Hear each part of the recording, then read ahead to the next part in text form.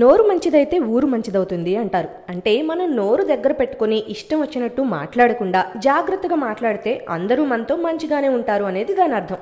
అయితే కొంతమంది ఈ విషయంలో ఏ మాత్రం జాగ్రత్తగా ఉండకుండా నోటికి వచ్చినట్టు మాట్లాడేస్తూ ఉంటారు. అలాంటి వాళ్ళల్లో బాలయ్య కూడా ఒకరు అంటుంటారు. ఎప్పుడు ఏం మాట్లాడాలో తెలియదని ఏం పడితే అది ఎలా పడితే అలా మాట్లాడేయడం ఆయనకి బాగా అలవాటని సినిమా వాళ్ళు అంటుంటారు. ఇప్పుడు బాలయ్య మళ్ళీ ఆ మాట నిజం చేస్తూ సావిత్రి ఆడియో ఫంక్షన్ లో ఆడవాళ్ల గురించి వల్గర్ కామెంట్స్ చేయడం గురించి అందరికీ తెలుసు. వెళ్ళి ముద్దను పెట్టారు, కడుపుని చేసేయాలి అంతే. కమిట్ అనే పోలి అమ్మాయిలు ఎంట పెట్టాలంటే ఊరుకుంటారంటున్నా. వెళ్ళి ముద్దను పెట్టారు, కడుపుని చేసేయాలి అంతే. కమిట్ అనే పోలి.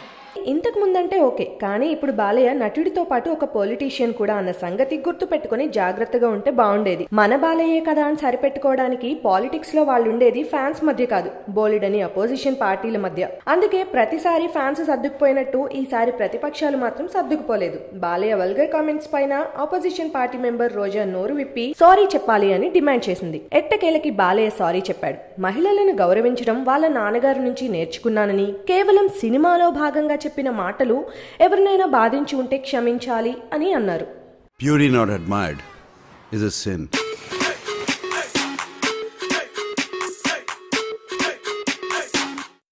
You're beautiful. Hello, sub titles ఏంటి? అమ్మాయి అడిగింది ఆ పువ్వులు ఎందుకు పంపించావని అడిగింది. దానికి అన్నయ్య ఏమన్నారు? అందాన్ని ఆరాధించకపోవడం పాపం. నువ్వు చాలా అందంగా ఉన్నావు. ఇది ఎప్పటి నుంచో నీకు చెప్పాలనుకుంటున్నాను తెలుసా?